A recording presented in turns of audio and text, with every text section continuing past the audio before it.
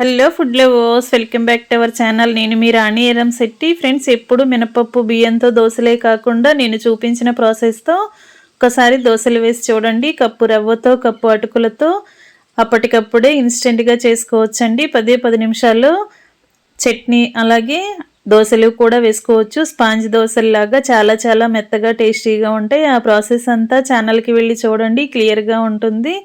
అలాగే రిలేటెడ్ వీడియోలో కూడా రెసిపీకి సంబంధించిన లింక్ అనేది ఉంటుంది, ఓపెన్ చేసి చూడండి.